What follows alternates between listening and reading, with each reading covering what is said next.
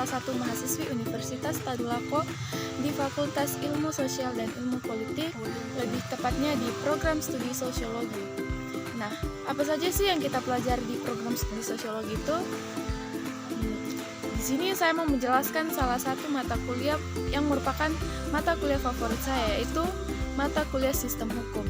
Untuk lebih lanjutnya, mari kita simak video berikut ini. Nah, jadi di sini saya mau menjelaskan tentang materi sistem hukum.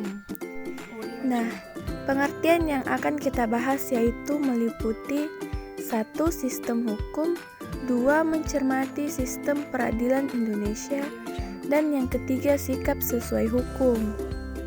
Nah, pengertian yang pertama yaitu sistem hukum. Jadi, sistem hukum adalah perangkat peraturan yang bersifat memaksa yang saling berkaitan sehingga membentuk satu totalitas.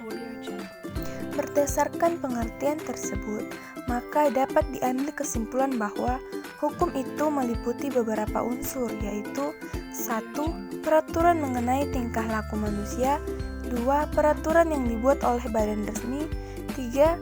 Peraturan yang bersifat memaksa, dan yang keempat, adanya sanksi yang tegas atas pelanggaran.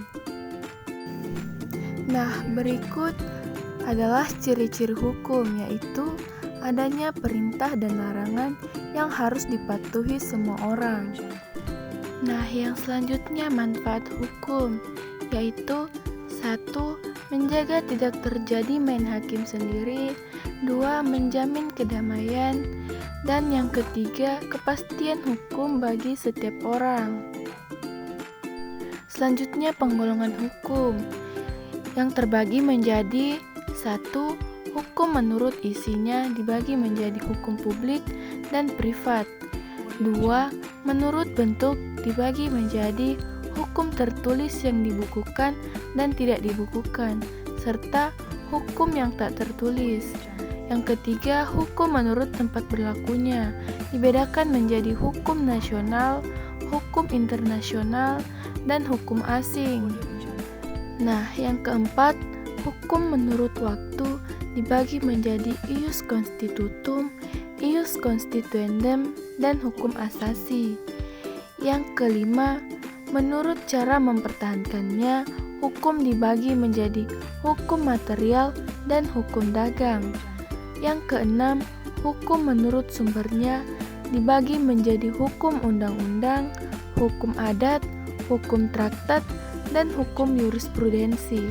Serta yang terakhir, hukum menurut sifatnya dibagi menjadi hukum yang memaksa dan hukum yang mengatur. Nah, selanjutnya pengertian yang kedua, yaitu mencermati sistem peradilan di Indonesia. 1. Lingkungan peradilan umum.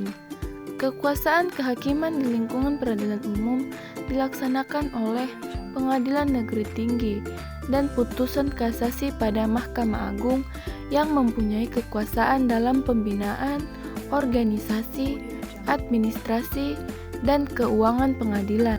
Selanjutnya yang kedua, lingkungan peradilan agama. Perkara-perkara di pengadilan agama dapat dibagi menjadi 3, yaitu 1. Perkara yang tidak mengandung sengketa, 2. Permohonan fatwa pembagian warisan yang pada umumnya bukan sengketa, dan yang ketiga, perkara perselisihan pernikahan. Selanjutnya yang ketiga, lingkungan peradilan militer. Peradilan militer mempunyai wewenang memeriksa dan memutuskan perkara pidana terhadap kejahatan dan pelanggaran yang dilakukan oleh anggota militer. Selanjutnya pengertian yang ketiga, menampilkan sikap yang sesuai dengan hukum. Beberapa contohnya adalah 1. Mematuhi undang-undang lalu lintas, 2. Memiliki KTP, 3. Memiliki SIM bagi pengendara kendaraan bermotor, 4. Membayar retribusi sampah dan parkir, dan yang terakhir mematuhi undang-undang. Nah, jadi itu tadi pengertian dari materi sistem hukum. Semoga bermanfaat untuk kita semua.